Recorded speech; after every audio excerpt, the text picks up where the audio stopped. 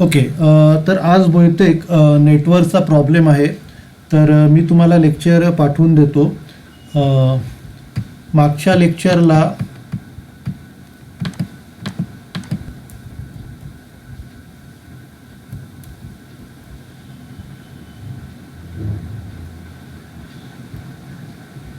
लेक्चरला आपण operational aspect सुरू केलं होतं आणि त्याचा आता पुढचा जो पॉईंट आहे फायनान्शियल ॲस्पेक्ट तो आपल्याला डिस्कस करायचा आहे. तर याच्यात the cost of designing, installing and operating the costing system has to be reasonable. म्हणजे जो खर्च येतो डिझाईन बनवायला किंवा इन्स्टॉल करायला किंवा ऑपरेट करायला, तर तो रिझनेबल असला पाहिजे. The benefits from the costing system should be in the long run more than it's cost. तर जो कॉस्टिंग सिस्टीमचा बेनिफिट आहे तो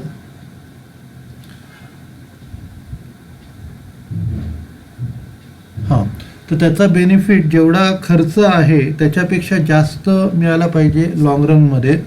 the management should consider the cost of goods costing system as long term investment rather than write off and provide enough funds therefor. म्हणजे जे आपण कॉस्टिंगमध्ये शिकतो, कॉस्ट ऑफ गुड्सची जी सिस्टम आहे तर ती एक लाँग टर्म इन्व्हेस्टमेंट आपल्या ठरली पाहिजे. म्हणजे जी आपण राईट ऑफ करतो तशी राईट ऑफ ठरणारी इन्व्हेस्टमेंट ठरली नाही पाहिजे. तर त्याचा बेनिफिट आपल्याला लाँग टर्ममध्ये आपल्याला यायला पाहिजे. त्याच्यानंतर पुढचा जो क्वेश्चन आहे क्लासिफिकेशन पर्पज ऑफ कॉस्ट. म्हणजे क्लासिफिकेशन कशा प्रकारे केलं पाहिजे.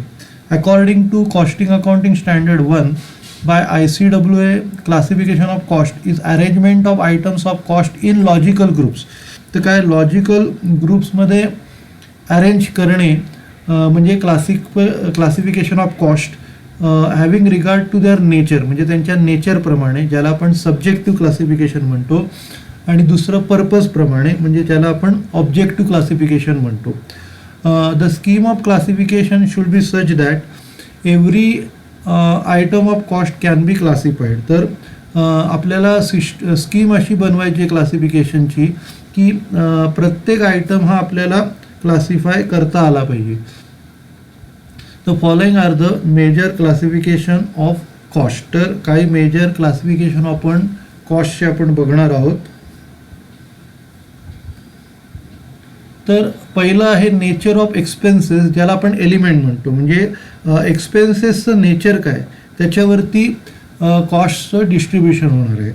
त्याच्यानंतर पुढचा पॉईंट आहे रिलेशन टू ऑब्जेक्ट ट्रेसेबिलिटी, म्हणजे तो डायरेक्ट आहे का इनडायरेक्ट आहे. आता डायरेक्ट म्हणजे काय की तो खर्च आपल्याला करावाच लागतो, त्याच्याशिवाय आपलं प्रोडक्शन होत नाही. फॉर एक्झाम्पल आपल्याला आता हा शर्टाचं प्रोडक्शन करायचं आहे. तर शर्टाचं प्रोडक्शन आपल्याला करायचं आहे तर मेन म्हणजे कापड हे आपल्याला लागणारच आहे. तर कापड जे आहे ते डायरेक्ट मटेरियल आहे. तर किंवा आपल्याला टेलर आहे ज्याच्याकडे आपण शर्ट शिवण्याचं काम देतो तर तो डायरेक्ट खर्च आहे. किंवा ते जे शिलाई मशीन आहे ते आपण भाड्याने घेतलं तर तो भाड्याने घेतलं ते खर्च ते डायरेक्ट होणारच आहे. त्याला डायरेक्ट मटेरियल म्हणतो. कपड्याला काय म्हणणार आपण, डायरेक्ट मटेरियल. नंतर जे टेलरला जे पैसे देतो त्याला आपण काय म्हणणार, डायरेक्ट वेजेस. आणि शिलाई मशीन जर भाड्याने आणलं तर त्याला म्हणणार डायरेक्ट एक्सपेन्सेस. तर ते डायरेक्ट आहे का इनडायरेक्ट आहे. वेरज आपण आता त्याच्यासाठी लागणारा, समजा आपण तिकडे सिक्युरिटी गार्ड वगैरे ठेवले तर त्याला लागणारा खर्च हा इनडायरेक्ट आहे. तर पुढचा जो आहे फंक्शन्स ॲक्टिव्हिटीज, म्हणजे डिपार्टमेंट वाईज. तर प्रोडक्शन, ॲडमिनिस्ट्रेशन, सेलिंग, डिस्ट्रीब्युशन आणि R&D. तर हे क्लासिफिकेशन आहे. तर त्याचे आपण काही प्रकार आपण शिकणार आहोत. तर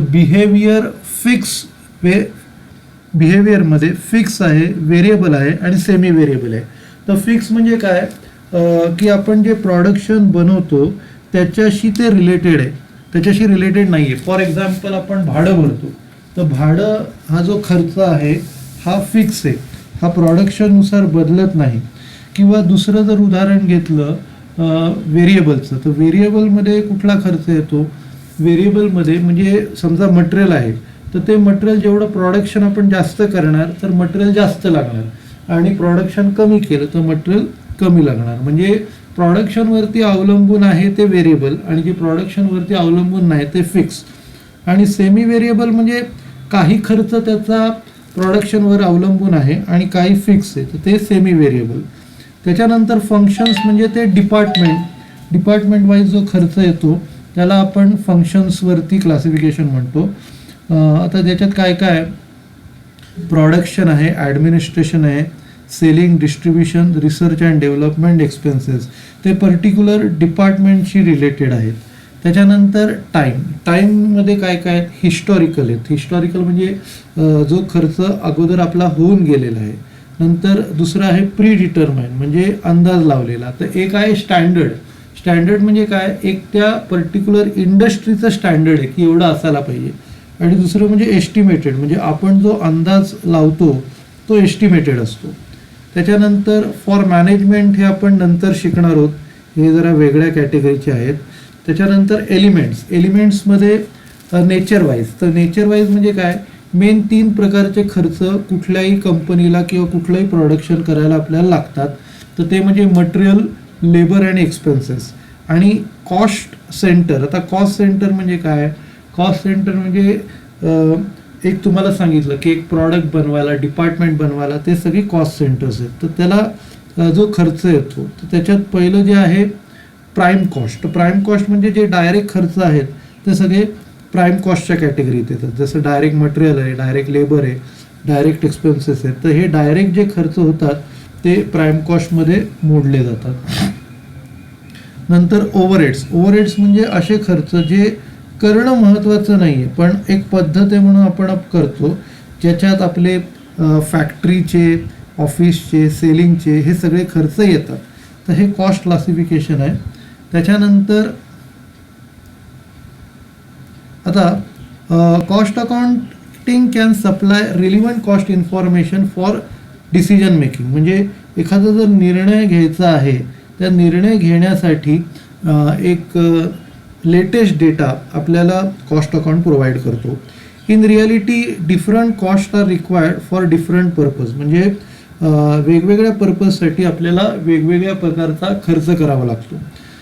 the requirement changes depending upon the nature of the decision to be taken. तर जसं आपण डिसिजन घेणार आहोत तशी रिक्वायरमेंट बदलते. The some items of cost become relevant for such decision while others may be irrelevant. तर काही कॉस्टचे आयटम्स हे त्याच्या निगडीत बनतात तर काही त्याच्या इरिलिव्हंट बनतात. Consider the following examples. तर काही एक्झाम्पल्स आपण आता इथे कन्सिडर करूया. तर पहिलं पर्पज आहे आणि कुठली इन्फॉर्मेशन आपल्याला त्या पर्पजसाठी पाहिजे. तर पहिली जी इन्फॉर्मेशन आहे आपल्याकडे ती म्हणजे प्रॉफिट डिटरमायनिंग. म्हणजे प्रॉफिट आपल्याला कॅल्क्युलेट करायचं आहे तर कुठली इन्फॉर्मेशन आपल्याला लागते. तर प्रॉफिट डिटरमाइन करण्यासाठी आपल्याला फुल किंवा टोटल कॉस्ट लागते. म्हणजे जो काय तुमचा खर्च येतो त्याची जी टोटल असते ती लागते. त्याच्यानंतर प्राइसिंग म्हणजे त्याची किंमत ठरवणे. तर प्राइसिंग आता आपण इकॉनॉमिक्समध्ये शिकलो आहे की 3 प्रकारच्या मार्केट कंडिशन्स आहेत. एक 2 प्रकारचे, एक कॉम्पिटिटिव्ह मार्केट आहे आणि मोनोपोली मार्केट. तर कॉम्पिटिटिव्ह मार्केट काय असतं, कॉम्पिटिटिव्ह मार्केट म्हणजे जिकडे कॉम्पिटिशन आहे तिकडे कसं आहे, ज्याची किंमत असते ती बायर लोक ठरवतात की बायरना जी किमतीला विकत घ्यायचं आहे दुसरीकडे किंमत किती आहे तर तो भाव कमी करून मागतो. आणि मोनोपोली मार्केट असतं तिकडे जास्त सेलर नसतात, तिथे बायर असतात, तर तिकडे जी सेलर ठरवतो ती किंमत असते. कॉम्पिटिटिव्ह मार्केटमध्ये बायर ठरवतो ती किंमत असते आणि मोनोपोली मार्केटमध्ये सेलर जी किंमत ठरवतो ती किंमत असते. तर अशा केसेसमध्ये कॉम्पिटिटिव्ह मार्केटमध्ये व्हेरिएबल कॉस्ट आपल्याला कन्सिडर करावी लागते. मोनोपोली मार्केटमध्ये आपल्याला टोटल कॉस्ट कन्सिडर करावी लागते. त्याच्यानंतर position producing a new product म्हणजे नवीन प्रॉडक्ट आपल्याला विकायचं आहे तर त्याच्यावरती व्हेरिएबल कॉस्ट. आणि ड्रॉपिंग अ प्रॉडक्ट लाईन म्हणजे आपल्याला मार्केटचा जो रेट चाललेला आहे तो कमी करायचा आहे किंवा ते प्रॉडक्ट बंद करायचं आहे. तर व्हेरिएबल कॉस्ट आणि शिवाय आयडेंटिफायबल फिक्स कॉस्ट म्हणजे ज्याला आपण सेमी व्हेरिएबल कॉस्ट म्हणतो, तर या दोन गोष्टी आपल्याला पकडायला लागतात. तर in short, managers must study the situation, decide which cost are most appropriate for that decision and then take the decision and implement it. तर थोडक्यात सांगायचं झालं तर आत्ता कुठली सिच्युएशन चालू आहे ती त्यांनी कन्सिडर करावी आणि त्याच्या आधारित त्यांनी डिसिजन घ्यायचा आणि तो मग इम्प्लिमेंट करायचा.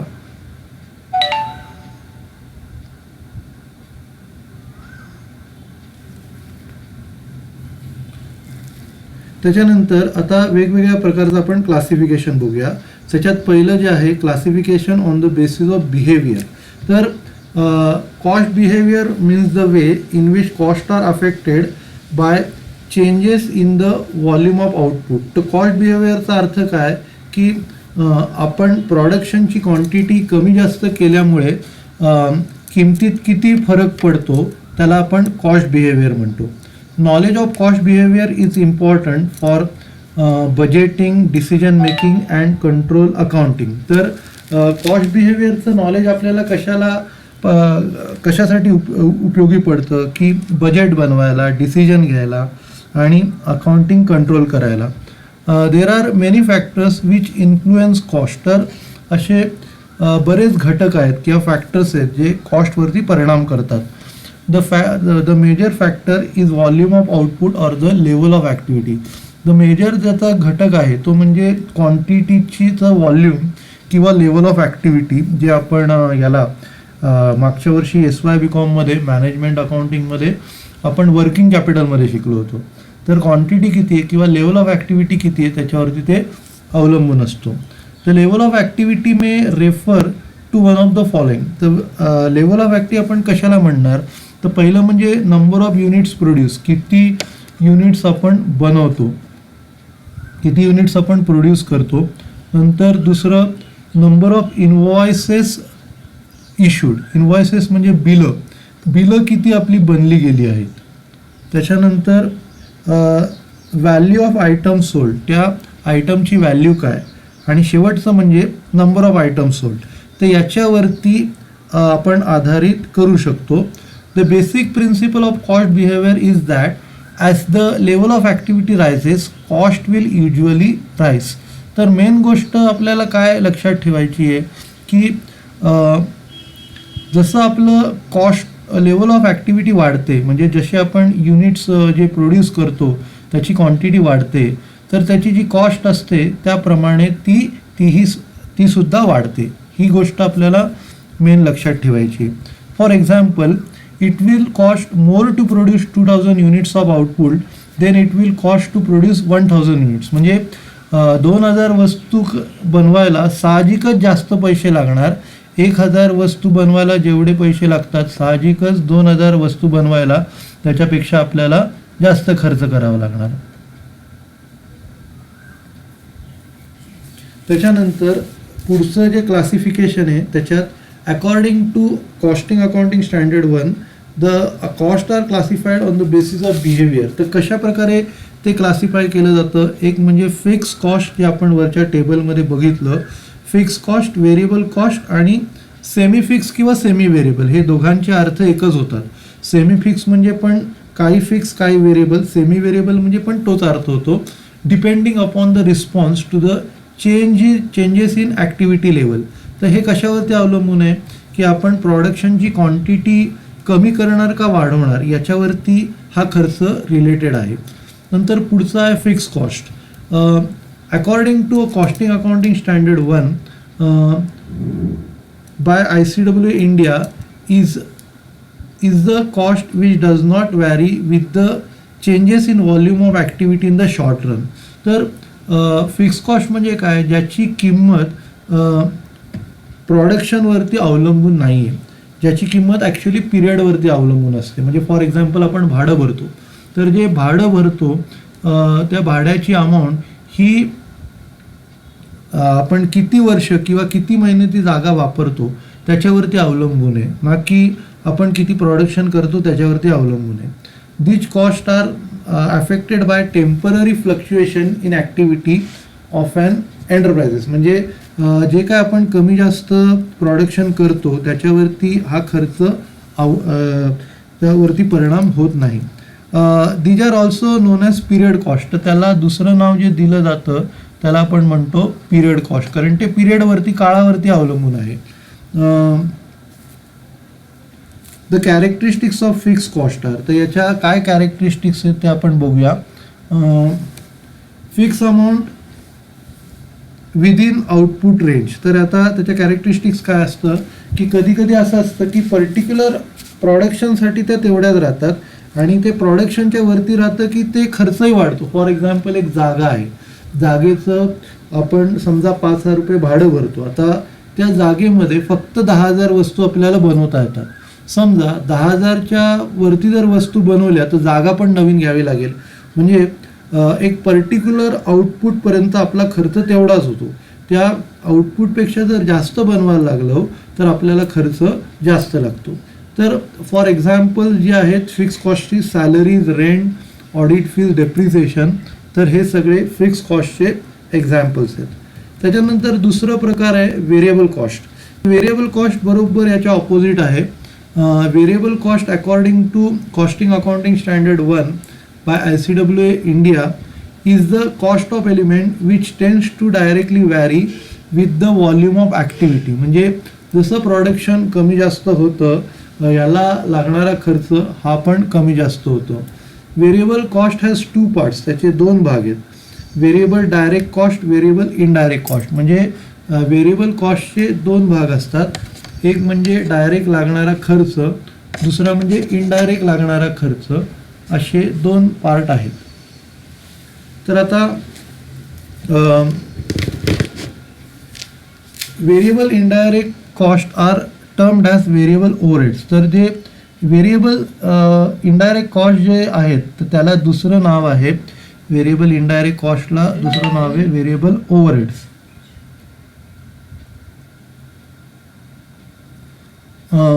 The characteristics of variable cost are the variable cost varies directly with the volume of activities or production. म्हणजे जसं प्रोडक्शन कमी जास्त होतं हा खर्च पण आपला कमी जास्त होतो. The variable cost remain constant per unit with a range of activity. म्हणजे आता आपण कॉस्ट पर युनिट त्याचं काढतो. आता कॉस्ट पर युनिट म्हणजे काय, समजा 10 वस्तू बनवायला आपल्याला 200 रुपये खर्च आला. 10 रुपये वस्तू बनवायला आपल्याला 200 रुपये खर्च आला. तर प्रत्येक वस्तू मागे आपल्याला 20 रुपये खर्च येतो. तर हा जो 20 रुपये आहे हा कॉस्ट पर युनिट आहे. म्हणजे प्रत्येक वस्तू मागे आपल्याला खर्च किती येतो तर हा काढतो कसा, तो टोटल खर्च डिवायडेड बाय किती वस्तू बनवल्या. म्हणजे 200 रुपये खर्च आला, 200 रुपये खर्च आला 10 वस्तू बनवायला, तर 200 भागिले 10 म्हणजे 20 रुपये प्रत्येक युनिट मागे हा खर्च आहे. तर त्याला आपण काय म्हणतो, variable cost remain constant per unit within the range of activity. तर त्यांचे जे एक्झाम्पल्स दिलेले आहेत तर examples of variable cost are material consume, नंतर direct labour, sales commission, utilities, freight, packaging etcetera. तर हे सगळे व्हेरिएबल कॉस्टचे एक्झाम्पल्स आहेत, ज्याच्यात मटेरियल कन्झ्युम आहे, डायरेक्ट लेबर आहे, सेल्स कमिशन, युटिलिटीज म्हणजे आपल्याला ज्या काय सोयी उपलब्ध करून देतात तो त्याला युटिलिटीज म्हणतो. त्याच्यानंतर फ्रेट म्हणजे रेल्वे किंवा शिपचं भाडं आपण ट्रान्सपोर्टला देतो ते, पॅकेजिंग, तर हे सगळे त्याचे खर्च आहेत. त्याच्यानंतर semi variable cost according to costing accounting standard 1 by ICWA India contain both fix and variable elements. म्हणजे त्याच्यात दोन्ही पण असतं, काही त्याच्यातला भाग फिक्स असतो, काही त्याच्यातला भाग व्हेरिएबल असतो. They are partly affected by the fluctuation in the level of activity. तर त्याचा थोडाफार परिणाम होतो, जसं प्रोडक्शन कमी जास्त होतं त्याच्यावरती थोडा परिणाम होतो. Examples of semi variable cost are factory supervision, maintenance, power etcetera. तर त्याची काय एक्झाम्पल्स आहेत, फॅक्टरी सुपरविजन आहे किंवा मेंटेनन्स आहे, पॉवर आहे, हे सगळे सेमी व्हेरिएबल ओव्हरहेड्स आहेत. त्याच्यानंतर स्टेप कॉस्ट. आता स्टेप कॉस्ट हा एक वेगळा प्रकार आहे. The step cost which is fix in nature but मगाशी मी तुम्हाला उदाहरण दिलं तसं की समजा आपण एखादी जागा भाड्याने घेतली पण त्या जागेत फक्त 10,000 वस्तूच आपण बनवू शकतो. त्याच्यापेक्षा जर जास्त बनवायची असेल तर आपल्याला नवीन जागेत बनवायला लागेल.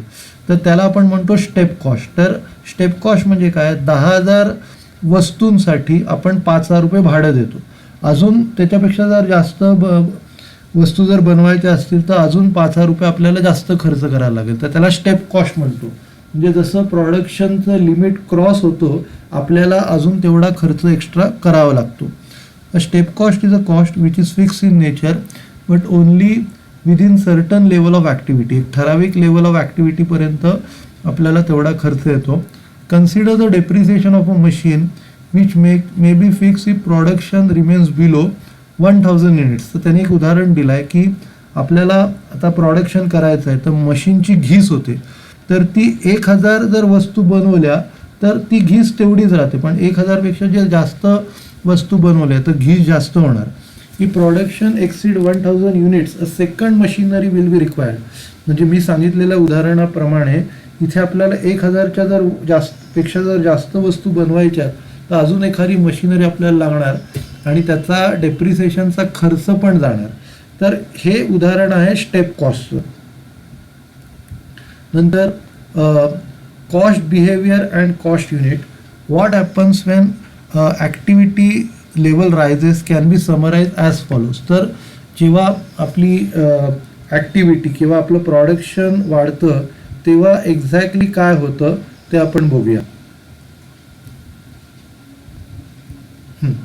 तर the variable cost per unit remains constant. मगाशी सांगितल्याप्रमाणे जो व्हेरिएबल कॉस्ट होतो पर युनिट त्याचा खर्च तेवढाच राहतो. नंतर फिक्स कॉस्ट पर युनिट तो खर्च कमी होतो. म्हणजे आता आपण समजा 5,000 रुपये भाडं भरतो.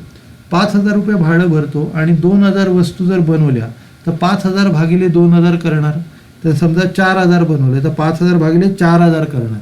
तर 5,000 भागिले 2,000 म्हणजे हे उत्तर जे येईल ते जास्त असेल आणि 5,000 भागिले 4,000 केलं तर हे उत्तर कमी होणार. म्हणजे व्हेरिएबल कॉस्ट पर युनिट हे कॉस्ट पर युनिट तेवढंच राहतं आणि फिक्स कॉस्ट पर युनिट हे कमी होत जातं. जसं प्रोडक्शन वाढतं तसं फिक्स कॉस्ट पर युनिट कमी होत जातं. आणि टोटल कॉस्ट पर युनिट हे पण कमी होत जातं कारण फिक्स कॉस्ट पर युनिट कमी होत गेलं आहे. त्यामुळे टोटल कॉस्ट पर युनिट हे सुद्धा काय होतं, कमी होत जातं. नंतर importance of behaviour wise cost classification. तर हे कशासाठी आपण क्लासिफाय करतो. The importance of the uses of classification of cost into fix cost and variable cost. याचं महत्त्व आहे. तर पहिलं म्हणजे cost control. Variable cost are control in relation to level of activity while fixed cost must be control in relation to the time. म्हणजे variable cost आपल्याला control का करावे लागतात, कारण आपल्याला प्रोडक्शनवरती कंट्रोल ठेवायचा आहे म्हणून कंट्रोल ठेवायचा आहे म्हणून आपल्याला व्हेरिएबल कॉस्टवरती कंट्रोल ठेवावा लागतो आणि फिक्स कॉस्टवरती टाईमवरती कंट्रोल ठेवायचा आहे म्हणून आपल्याला फिक्स कॉस्टवरती कंट्रोल ठेवावा लागतो. म्हणजे याच्यावरती कंट्रोल ठेवला तर आपल्याला व्हेरिएबल कॉस्टवरती कंट्रोल ठेवला तर आपल्या प्रोडक्शनवरती कंट्रोल ठेवता येतो. फिक्स कॉस्टवरती कंट्रोल ठेवला तर टाईमवर कंट्रोल आपल्याला ठेवता येतो. नंतर पुढचा पॉईंट आहे decision making. From decision making point of view it is important to know whether or not a particular cost will vary as a result of a given decision. तर डिसिजन घ्यायला आपल्याला मदत होते. म्हणजे आपण ठरवलं की आपल्याला एवढं प्रोडक्शन करायचं आहे तर आपल्याला किती खर्च, आपल्याला किती पैसे लागतील याचा अंदाज आपल्याला इकडे काढता येतो.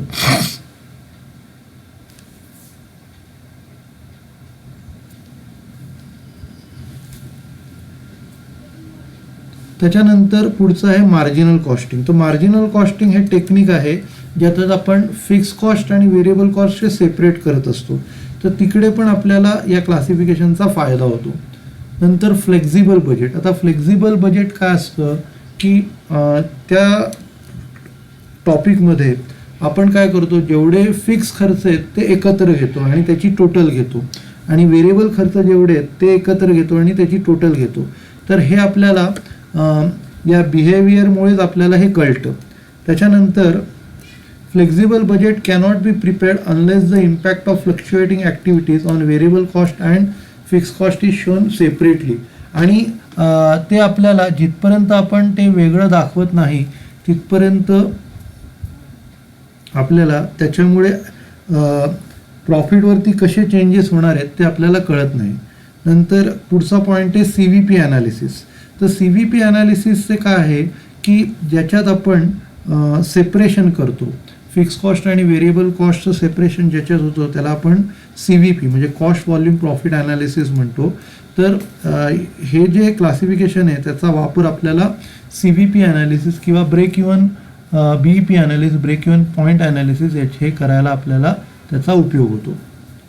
नंतर डायरेक्ट कॉस्टिंग. तर direct costing is a system of costing in which variable or direct costs such as material, direct labor and variable manufacturing expenses are charged to the product cost. म्हणजे तिकडे आपण फिक्स कॉस्ट चार्ज नाही करत, जो काय आपला variable cost किंवा direct cost खर्च येतो तोच आपण तिकडे चार्ज करतो. तो for computation of direct cost all cost should be classified in two variable cost and fix cost. तर आपल्याला डायरेक्ट कॉस्टचं जर क्लासिफिकेशन करायचं आहे तर आपल्याला जो काय खर्च आहे तो फिक्स कॉस्ट आणि व्हेरिएबल कॉस्टमध्ये आपल्याला क्लासिफाय करायला लागेल.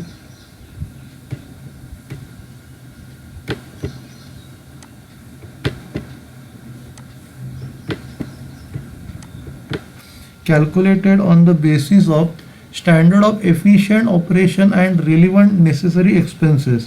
तर स्टँडर्ड कॉस्ट हा आपण कॅल्क्युलेट करतो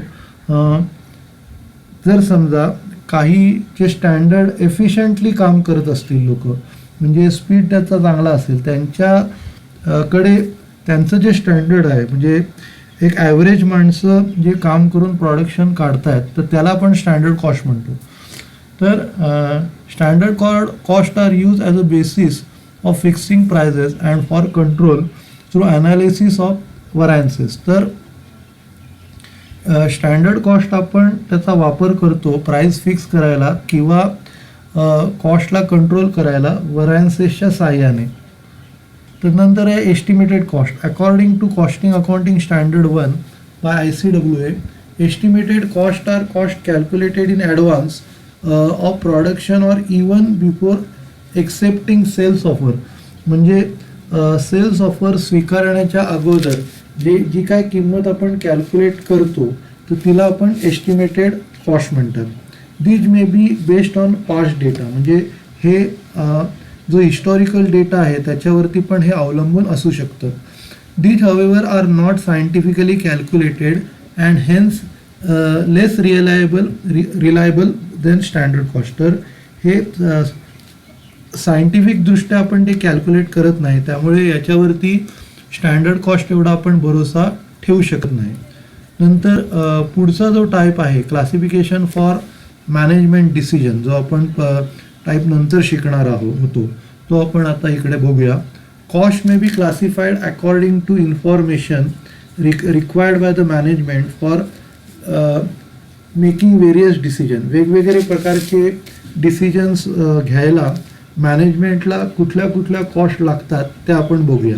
तर पहिली आहे मार्जिनल कॉस्ट. तर मार्जिनल कॉस्ट म्हणजेच व्हेरिएबल कॉस्ट किंवा व्हेरिएबल कॉस्टची total, that is prime cost plus variable overheads. तर प्राईम कॉस्टमध्ये आपण बघितलं की फक्त डायरेक्ट खर्च आहे, तर त्या डायरेक्ट खर्चामध्ये आपण जर समजा व्हेरिएबल ओव्हरहेड्स ॲड केले तर त्याला आपण काय म्हणतो, मार्जिनल कॉस्ट. तर मार्जिनल कॉस्ट हे जे आहे ते आपण मार्जिनल कॉस्ट सिस्टममध्ये त्याचा आपण वापर करतो.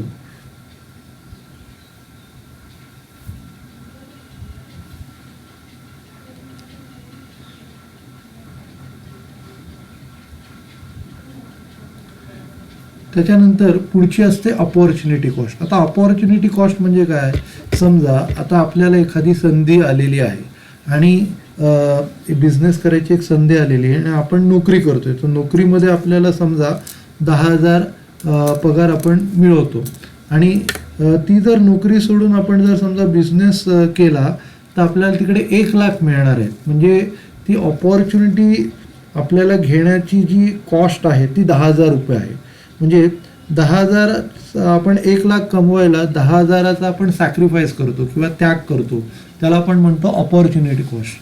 तर opportunity cost according to costing accounting standard 1 by ICWA is the value of alternative foregone by adopting a particular strategy or empowering resources in specific manner. म्हणजे आपल्याला काही जर रिसोर्सेस घ्यायचे असतील आणि त्याच्यासाठी आपण अगोदरचे किती रिसोर्सेसचा आपण त्याग करतो, तर त्याला आपण ऑपॉर्च्युनिटी कॉस्ट म्हणतो. It is the return expected from an investment other than the present one. म्हणजे अगोदर आपल्याला किती मिळणार आहेत हे कन्सिडर करतो आणि ते जे पैसे मिळणार आहेत ते ऑपॉर्च्युनिटी कॉस्ट आहे. तर opportunity cost is consider for selection of a project or an investment option. तर हे कशासाठी आपल्याला कन्सिडर करावं लागतं? एखादा प्रोजेक्ट जर आपल्याला सिलेक्ट करायचा आहे किंवा इन्व्हेस्टमेंट कुठे करायची हे जर निवडायचं आहे, त्याच्यासाठी आपल्याला ऑपॉर्च्युनिटी कॉस्ट लागते.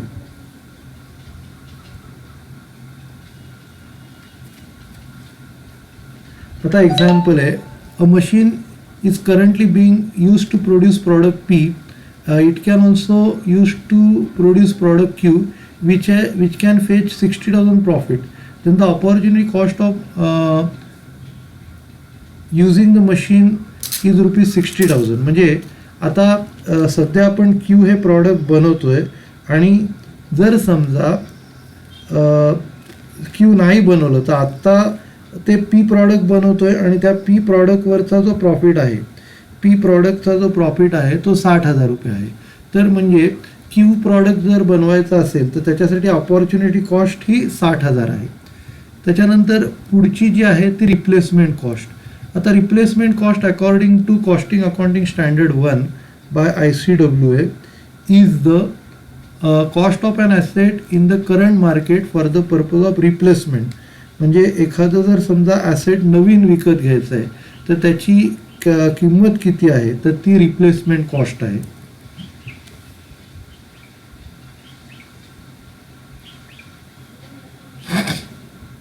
त्याच्यानंतर पुढचा पॉइंट आहे इम्प्युटेड कॉस्ट.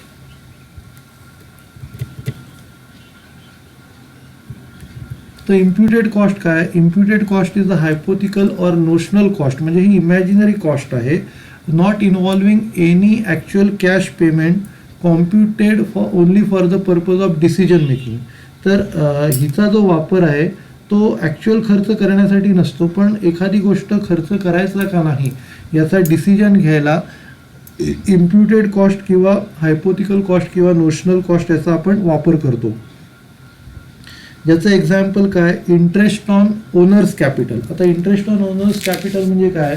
आता एखादा बिझनेसमन काय करतो की बिझनेसमध्ये पैसा तो इन्व्हेस्ट करतो, तर त्यावेळेला तो कन्सिडर करतो की हे जर पैसे मी दुसरीकडे जर वापरले तर मला त्याच्यातनं किती इंटरेस्ट मिळू शकतं. मग ती माझी इंटरेस्ट ऑन कॅपिटल हे नोशनल आहे, कारण तिथे कॉन्सेप्ट कसा आहे की मग इकडे या बिझनेसमध्ये पैसा लावून माझा काय फायदा नाही, तर म्हणून ते इंटरेस्ट ऑन कॅपिटल आपण फायनल अकाउंट्समध्ये कन्सिडर करतो की जर हे जर पैसे दुसरीकडे इन्व्हेस्ट केले तर मला तेवढे पैसे तर गॅरंटेड मिळणार आहेत, म्हणजे त्याच्यापेक्षा वरती मला काहीतरी इकडे पैसे मिळाले पाहिजेत. तर हा नोशनल इंटरेस्ट ऑन कॅपिटल हा नोशनल आहे. किंवा आपण स्वतःच्या प्रॉपर्टीवरती इंटरेस्ट चार्ज करतो. आता स्वतःच्या प्रॉपर्टीवरती इंटरेस्ट चार्ज करतो म्हणजे काय की समजा आपल्याला दुसरी कुठली जर प्रॉपर्टीमध्ये पैसे इन्व्हेस्ट करायचे, तर तेवढे पैसे इन्व्हेस्ट करून आपल्याला किती प्रॉफिट होणार आहे याचा अंदाज काढण्यासाठी आपण हे कन्सिडर करतो. These are use for the purpose of decision making by the management. Example in evaluation of process, project expansion plan etcetera. तर याचा वापर आपण कशाला करतो की त्या प्रोजेक्टचा रिझल्ट्स काय ते आपल्याला कन्सिडर केलं पाहिजे, किंवा एखादी गोष्ट आपल्याला वाढवायची असेल, एक्सपॅन्ड करायची असेल तर त्याचा आपल्याला उपयोग होतो. इम्प्युटेड नोशनल कॉस्ट किंवा हायपोथिकल कॉस्टचा आपल्याला उपयोग होतो. आता पुढचा जो पॉईंट आहे संक कॉस्ट. तर संक म्हणजे काय, जो खर्च बुडालेला आहे त्याच्यातनं आपल्याला काही निष्पन्न झालेलं नाही आहे.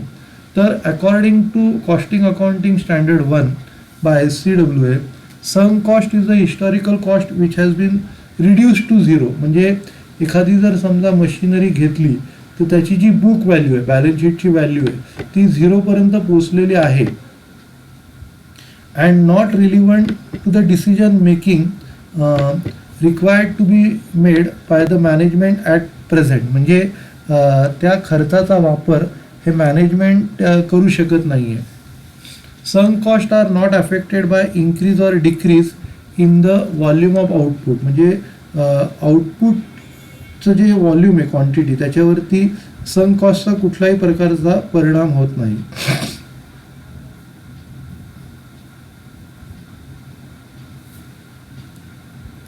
नंतर पुढची आहे कंट्रोलेबल कॉस्ट. म्हणजे जी कॉस्ट आपण कंट्रोल करू शकतो, त्याच्यापेक्षा आपण जास्त खर्च होऊन देऊ शकत नाही, अशी कॉस्ट कंट्रोलेबल कॉस्ट.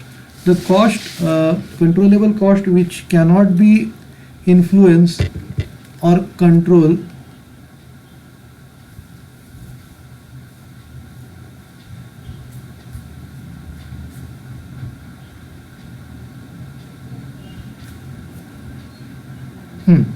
म्हणजे त्यांना म्हणायचं असं आहे की ज्या कॉस्टला आपण इन्फ्लुएन्स करू शकत नाही किंवा आणि त्याच्यावरती कंट्रोल ठेवू शकतो एखाद्या कॉस्ट सेंटरमध्ये. Thus overhead expenses incurred by head office but share by all branches cannot be control by individual branches. म्हणजे हेड ऑफिस जो काय खर्च करतो तो प्रत्येक ब्रांचला तेवढा शेअर करावाच लागतो. म्हणजे ते कंट्रोल करणं भाग आहे. आणि the share of such head office expenses borne by each branch is an uncontrollable expenses.